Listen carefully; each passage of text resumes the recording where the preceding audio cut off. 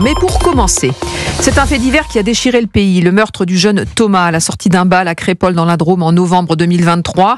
Les parents de Thomas réagissent ce matin à la publication la semaine dernière du livre Enquête une nuit en France. Ils sont bouleversés. Alors avant d'en parler, on va écouter Emmanuelle Place, présidente de l'association des victimes du bal de Crépol, qui dénonce une réécriture du réel.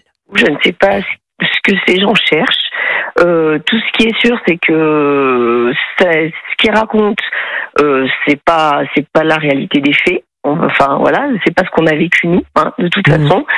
Il y a toujours, ces gens-là sont venus, ils sont venus pour foutre le bazar. Donc, ça, c'est sûr. Là maintenant, il y a des témoignages. Donc il y a quand même 9 témoignages qui disent qu'il y a des insultes. C'est même pas des insultes. Ouais. C'est dire, on vient tuer du blanc. Maintenant, il faut arrêter de faire croire aux gens que ce n'est pas vrai. Paul Melun. Écoutez, je suis la promotion et la tournée promotionnelle de ce livre depuis le début, et je dois vous avouer que je suis un peu mal à l'aise, un peu choqué par ce qu'en disent ces auteurs par rapport au drame absolu qui a touché Thomas. D'abord, sur la démarche, écrire tout un livre dans lequel on a l'impression qu'ils essaient si ce n'est de minimiser, en tout cas ils dénoncent en fait l'emballement médiatico-politico-judiciaire. C'est déjà un peu suspect, si vous voulez. Il y a un pauvre gamin qui est mort de coups de couteau, et voilà que ces gens-là s'emploient précisément à essayer de déconstruire tout, à surenquêter. Enfin, déjà, je comprends pas, la démarche m'étonne un peu. Ensuite, eux, ils invoquent effectivement la sacro-sainte lutte, la croisade contre l'extrême droite. Je vois pas très bien ce que l'extrême droite vient faire dans la mort de cet enfant. En revanche, je vois bien avec quels ils s'emploient à minimiser le crime qui s'est produit, le port d'armes, à détourner les choses, à nous expliquer que les gens qui sont venus là, les voyous, les délinquants, les meurtriers de Thomas, sont venus pour faire la fête simplement. On vient faire la fête avec des couteaux maintenant, parce qu'ils étaient munis de couteaux. Donc je ne sais pas, moi je suis jamais allé en discothèque avec un couteau sur moi. C'est déjà une première chose un peu bizarre de cette enquête. Ensuite, ils écartent la thèse du racisme anti-blanc, alors même qu'il y a 9 témoins qui relatent des insultes à caractère raciste contre les Blancs. Donc, si vous voulez, quand je vois la façon dont ils font la promotion de leur livre et le peu de décence qu'ils ont à l'égard de cette victime, moi, j'avoue que je suis mal à l'aise et choqué, et que je comprends que des proches de Thomas ou que des associations de victimes ou d'entourage de victimes soient heurtés par rapport à la conduite de ces auteurs, dont je trouve que d'ailleurs les arguments respirent fort le militantisme et la désapprobation même du concept de racisme anti-blanc. Alors même que le procès n'a pas eu lieu, on le rappelle, l'instruction est toujours en cours. D'ailleurs, Maître Farelli, l'avocat des parents, dit que ce livre allait traiter d'une plaidoirie avant l'heure.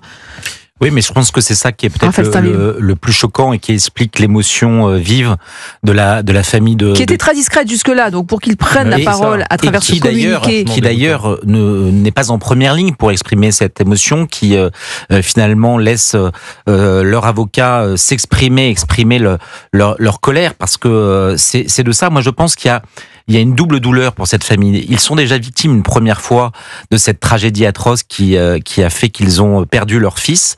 Et maintenant, ils sont victimes d'une sorte d'acharnement à vouloir faire de cette tragédie un simple fait divers. Ouais, je pense que, comme beaucoup de familles de victimes, et nous les avons souvent interrogés au JED, ils sont plus qu'agacés à l'idée que on veuille résumer ces drames qui souvent dépassent la simple tragédie, la simple perte d'un proche, mais qui dit quelque chose de notre société, et ils veulent dire nous ne sommes pas des faits divers. Ils ne veulent pas être réduits à ça, et c'est très exactement ce que fait ce livre. Ce livre, c'est le récit d'un fait divers banal, alors même, et tout le monde, et l'émotion qui a saisi la France, a compris que c'était bien davantage qu'un simple fait divers. Et avec une réécriture du réel qui a aussi interpellé Pascal Praud. Je vous propose de l'écouter, c'était ce matin. Ils sont dans l'incompréhension à cause de nombreux passages très gênants, disent les parents de Thomas, parce qu'ils tendent à banaliser le port d'armes, la violence meurtrière, l'omerta et la victimisation des mises en cause. Le temps n'est pas celui des livres, des romans, des interprétations des uns et des autres, mais celui de la justice qui doit être respectée par tous. Respecter le temps judiciaire, c'est respecter Thomas. Mais cette parole-là, elle ne vient pas dans l'espace médiatique, parce qu'il faut réécrire Crépol. Il faut réécrire Crépol. Il ne faut pas que ce qui s'est passé se soit passé. Oui, Paul Melun sur la réécriture. Mais parce que ce sont pas en tout cas, quand on regarde un peu leur œuvre, entre guillemets, ce sont pas des journalistes, ce sont aussi des militants. Des militants qui considèrent que le racisme anti-blanc n'existe pas. Alors, le journaliste du Parisien, qui est un journaliste police-justice d'ailleurs de QGIS, il est dans un autre rôle là. Oui, ils sont dans un rôle, si vous voulez, de déconstruction des faits, dans lequel effectivement ils s'improvisent procureurs, alors que c'est pas leur rôle. Ils s'improvisent juges, ils nous expliquent que ils rendent les bons et les mauvais points sur cette affaire, qu'ils sont les seuls à détenir la vérité, et que tous ceux qui se lamenteraient de ce drame où ils verraient du racisme anti-blanc seraient taxables d'extrême droite.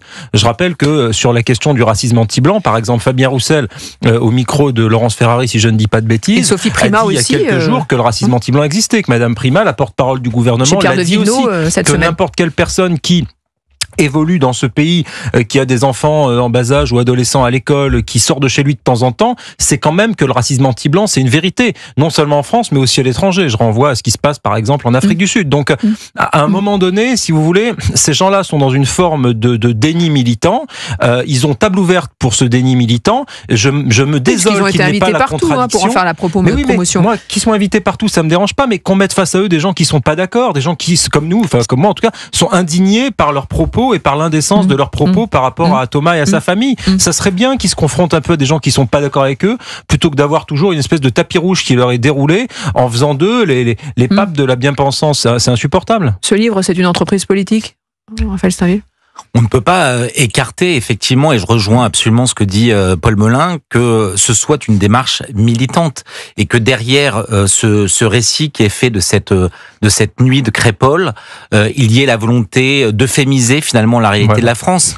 La réalité, c'est que elle est extrême. Il n'y a pas de récupération politique. Ceux qui ont voulu mettre la lumière sur ce drame, cette tragédie, c'est bien à dessein parce que ça dit quelque chose de ce grand bouleversement dans lequel la France est en train de sombrer avec l'irruption effectivement d'un racisme anti-blanc de plus en plus prégnant dans certains endroits de la société, jusque dans nos campagnes. Et ça, pour beaucoup, c'est insupportable. Il faudrait pouvoir le taire, il faudrait pouvoir le minimiser.